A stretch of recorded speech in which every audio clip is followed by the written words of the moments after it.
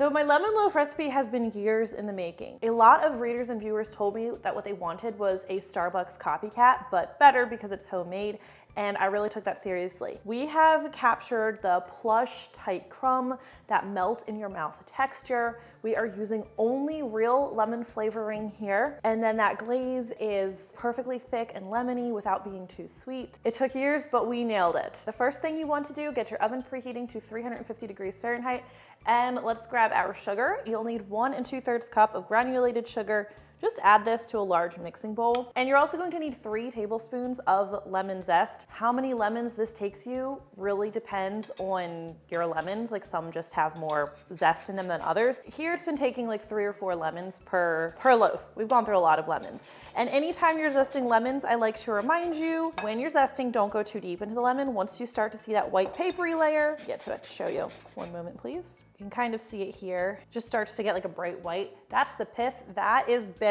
It doesn't taste lemony, so you don't want that. Stop before you get to that point. You already have some we zested because it takes a long time to zest all those lemons. You just get the rest. 4 lemons later.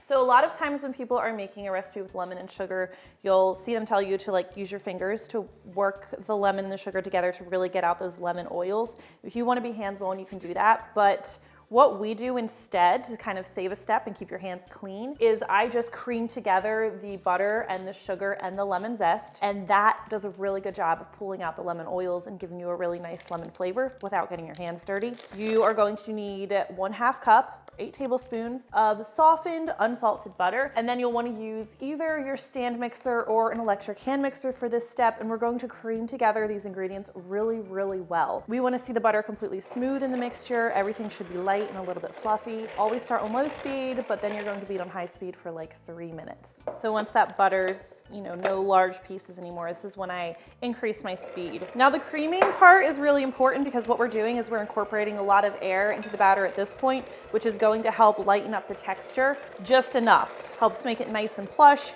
gives the cake a little bit of a rise.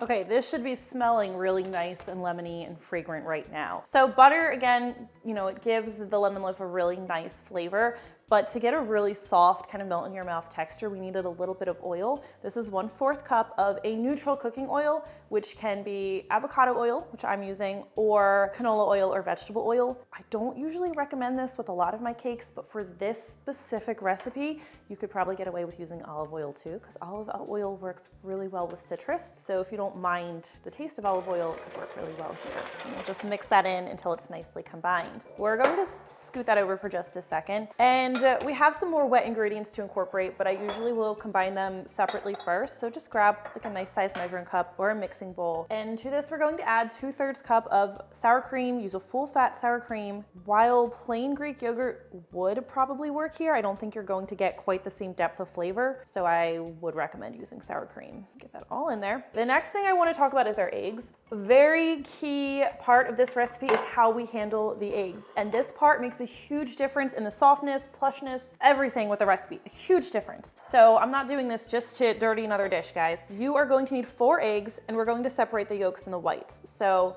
I'm going to drop the egg whites into a completely clean, dry, and grease-free bowl. You don't want any yolk in there, no grease, nothing, because we're going to be whipping them.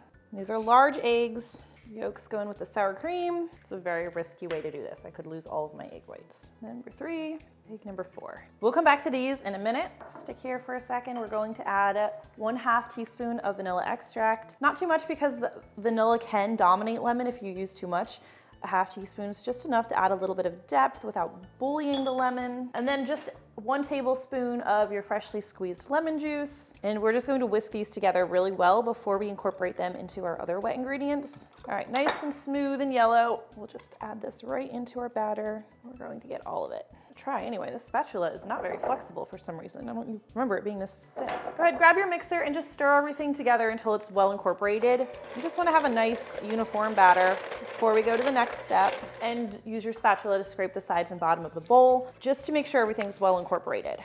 Time for another mixing bowl for our dry ingredients. First thing you're going to need is 2 1/4 cups of cake flour. Cake flour is super key in getting that texture we were looking for, so that super fine pound cakey texture that still melts in your mouth. If you can't get cake flour, I will include a note in the description so you can use all-purpose flour instead. It's a different cup amount, but it's the same weight amount because again, cake flour is really fine. Now, if you use all-purpose flour, you're not going to get quite the same texture, but I do have a remedy for that. It's in the description. Just a really simple syrup that you don't really need with the cake flour, but works really well with all-purpose. We are going to use just a small amount of leavening agent. This is 3/4 teaspoon of baking powder. It seems like a small amount considering the amount of batter we have, but that works just perfectly. Too much leavening agent here ends up actually making the cake fall in on itself. We had many cakes that did that. We're also going to add 3/4 teaspoon of table salt or refined salt. I'm just gonna whisk this together quickly. Once I feel like everything's nicely combined, I'm just going to add it into my wet ingredients. And I'm not going to use my mixer anymore. I'm just going to use my spatula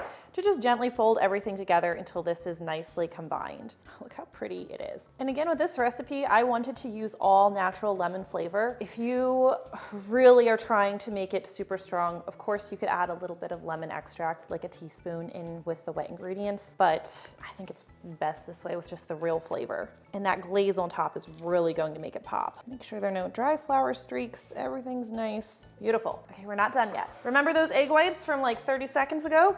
Bring those back, swap out your beaters. These are dirty. You cannot use dirty beaters for this step. Everything's dirty right now. You need some clean, dry ones. Don't turn on your mixer yet. Sorry, I know we're all really excited for lemon loaf. For the egg whites, start mixing them on low speed, gradually increase your speed to high, and just keep on beating them until they are thick, opaque, fluffy, and they have stiff peaks. Of course, I'll show you how that looks. I like the egg whites to just hit stiff peaks. That means the peak that forms, gotta be careful, I'm about to turn this on and fling it all over myself. The peak that forms when you lift the eggs out of the mixture should hold its shape and not bend or fall over on itself, or the peak that forms there should hold steady. So you can see how this looks. I feel like it's still a smidge soft. Go a little bit further. Can you see that? If you're wondering, can I just add all the eggs together and won't it be fine? It might be fine, but it's not going to be good. We made this cake so many different ways, and the cake made with all of the eggs added together was not even close to the same ballpark as this one made with the whipped egg whites. The texture, completely different, even just like the whole look of it is different. Now, you want to be gentle here. We just spent all that time whipping up the egg whites. We're just gently folding them in until they're well incorporated. Don't use a mixer, that would be a mistake. I'm trying to hold the bowl so you guys can actually see what's happening in here. I would not believe how many lemon loaves have gone through our kitchen. How many has it been? It's probably over 50. It was 9 last week. 9 last week. At least 4 this week. 6 this week. 3 a day. Oh yeah. And that was just this week. This recipe has been years in the making. That was just Monday and Tuesday. Yeah, Monday and Tuesday. All right, so what we're looking for is a nice uniform batter. Just watch out for any dark colored streaks. You want everything to look nice and uniform, but you don't want to overhandle it. Be gentle. This recipe gets baked in a 9x5 bread pan. I like to do a parchment paper sling, just cut down my parchment paper. If you don't have parchment paper, you can grease and flour the pan instead, but I really love the parchment. Makes things really easy. Fold down those sides, make my life a little easier. Go ahead and pour this into the pan. Smells amazing. Hasn't even started baking yet. Such a pretty color. I'm so excited already. It's not even baking. This is going to go in the center rack of your 350 Fahrenheit preheated oven. Mine has consistently been taking 74 minutes to bake.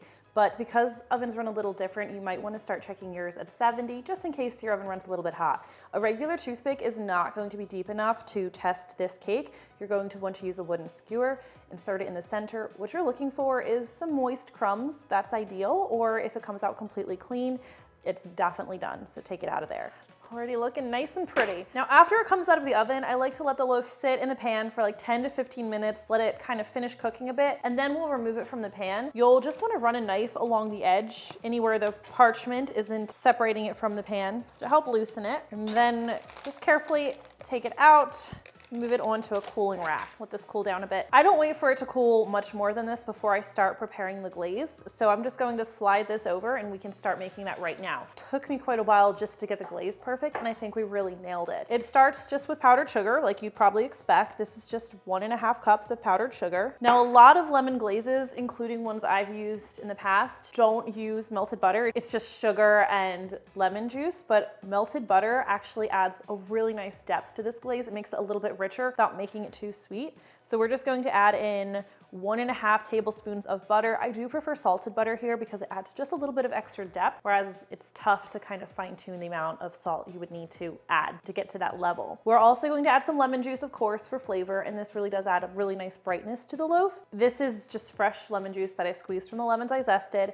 I usually start by just adding like a tablespoon. I'm sure I'll need more than that. And a little bit of vanilla, again, really helps with the depth. This is just 1/4 teaspoon of vanilla extract, just a tiny bit, don't go crazy. And then just whisk everything together. Oops, try not to spill your sugar on the counter. And then likely as you're doing this, you'll be like, this is just a little bit too stiff, so just add a bit more lemon juice as needed, just to get the right consistency. I'll whisk it so there are no lumps. So to get this glaze to the right consistency, here I've gone all the way up to 2 tablespoons. I usually like to stop when it's still pretty thick, because if you add any more lemon juice than this, it's going to become a pretty thin glaze, which is fine if you don't mind that, but I like it to set pretty firm. So what I like to do after I've mixed it up is I'll just pop it in the microwave for like 5 to 10 seconds. And this makes it a little bit thinner for pouring, but it's still going to ensure that it sets up thicker. If it's too thin, it's just going to run off the loaf too. So it's just about finding that balance, which I find 5 seconds usually does.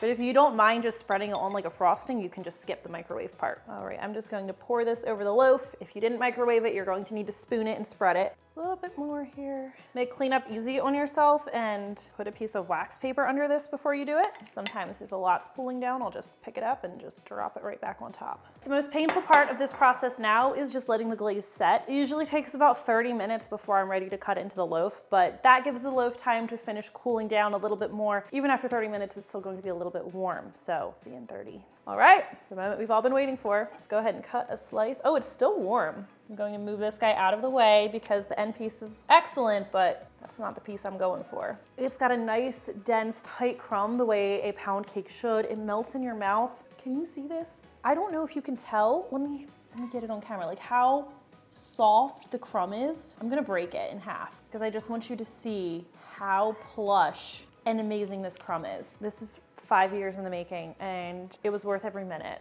I hope you love this recipe even more than I do. Please let me know what you think. I really do always love hearing from you. It's just so perfect. It's so good. So we're gonna eat. It's a little risky, honestly. In the world, there's just egg all over the place here. My bad. Did nothing. This is it. This is the moment we've been working towards for the past 5 years. Egg won't break, right? Okay. Everybody worked very hard on this lemon loaf. We made doing research on baking powder. Yeah, and the tests, like it was a lot to get to this moment. So it's just a big deal.